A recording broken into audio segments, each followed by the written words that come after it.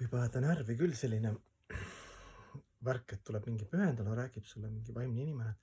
et me peame anduma Jumalale ja ülista Jumalat ja teeni Jumalat ja õde ja venda ja enne sa õnnelikuks ei saa. Noh, ütleme psüühika, inimese lihtsa inimese psüühika ütleb, et noh, et okei, et noh, näita mulle seda Jumalat, eks. Noh, kui sa oled nagu nii kõva mees, eks ju, aga selleks on protsess muidugi, et Jumal ei ole odavarg, ta hindab meie valikuvabadust ja ju siis me valikuvabaduses oleme purjetanud nii kaugele, et me teadus samastab ennast kehaga ja nende ajutiste nähtustega siin kahesuses ja no väga raske on sealt välja tulla, et selleks on protsess, eks ju, kuidas jõuda hingeni ja ülihingeni ja Jumalani ja okei, see on eraldi jutt, aga ega see huvi meil enne ei teki, kui me oleme seda nätsu juba nii palju närinud, et siis me proovime ka teisi alternatiive. Kui sa vaatad rikaste, kuulsate ja ilusate ja tugevate, tarkade inimeste pealt, et nad ei ole tegelikult õnnelikud, eks ju, sest ei ole seda pühendumuslikku aspekti, aga jah, lihtne inimene mõtleb, et noh, et kui Jumal on andnud, et noh, või loodus või kuidas soovid, mulle meeled, noh, selle ilu ümberringi, et võimalik on nautida, et miks ma pean nagu noh, midagi muutma. Et isegi kui see on seal kannatuste, tõusude, mõõnadega surm, sünd ja vananemine, haigused, aga seal vahepeal on ikka vaja väikse lonksu veini ja korraks on jälle hea, noh, pole midagi hullu. Et miks te seda nagu Jumalat topite? Noh, muidugi sul on see valikuvabadus ongi niimoodi arutada ja niimoodi tunda. Aga noh, nagu ma ei oska öelda, see on nagu,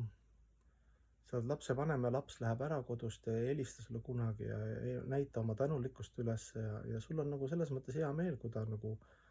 noh, kui tal läheb hästi, aga kui sa näed, et ta on ikka õnnetu kuskil illusoorses kohas, on mingi, noh, ma ei tea, see on narkomaan või keegi ja sul on, oled õnnetu ta pärast, aga sa ei saa, noh, ta on juba laps, täiskasvanud, sa ei saa ju tema nagu, tal on vaja ise see läbi käia see, eks ju, et sa nagu üritad küll, räägid temaga nagu pühamehed ja pühakirjad räägivad, et ärge tehke neid ja neid asju, et lõhuta oma keha ja tervist ja psüühilist tervist ja kui sa oled nagu kurb selle pärast ja Jumal on ka nagu selles mõttes kurb, et sellepärast ta saadabki pühakirjad ja oma püha nime ja pühakud ja pühad paigad ja templid ja jumalused ja kõik erinevad nagu aspekte, et ta kutsub meid nagu tagasi. Samal ajal lubades meile siis noh, talle selg pöörata, et saada see kogemus. Noh, et see materiaalne energia ongi selline, ta viib meid tupikusse, et siis me lõpuks nagu Jumal ei ole kade, ta on lubanud meil nautida läbi selle keha ja meelte, aga noh, hinge nagu see ei ole toonud, eks ju, sa oled saanud kogemuse, et hinge nagu midagi jääb nagu puudu, eks ju. No ja siis tuleb välja, et me oleme niivõrd lahutamatu osake sellest tervikust, et see tervikalgne isiksus ja sinu isiksus ja minu isiksus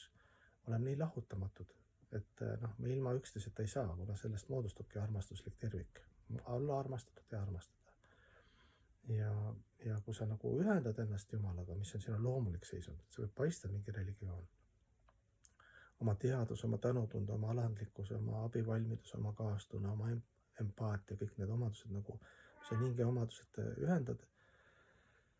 jumaliku, igaviku, vaimse energiaga, siis see noh, kõlab muidugi New Age jutt. Siis alles sa tunned, et noh, sa oled nagu koju jõudnud, ükskõik kus sa oled, materiaalses maailmas, vaimses maailmas, ükskõik mis planeedil, ükskõik mis kehas. Ja kui teadus on teinud sellise kvanthüppe nagu tagasi sinna loomulikku seisundisse, mida võime nimetada mingiks puhastusprotsessiks või askeesideks või tarkuse viljelemiseks või vaimse õpetaja teenimiseks või teiste teenimiseks, igast sõnu võid kasutada, aga see emotsionaalne nagu põhi on selles, et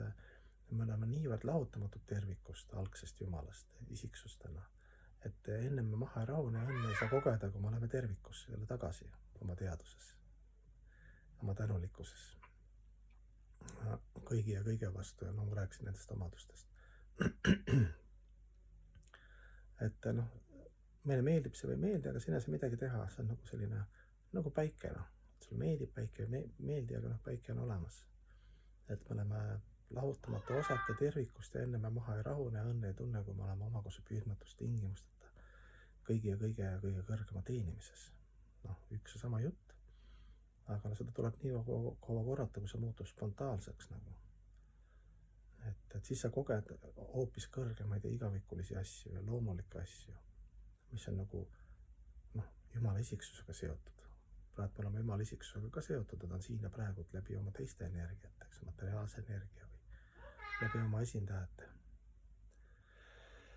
Noh, keegi karjub suures toas, see on väike papagoi. Ta on väga aktiivne meil.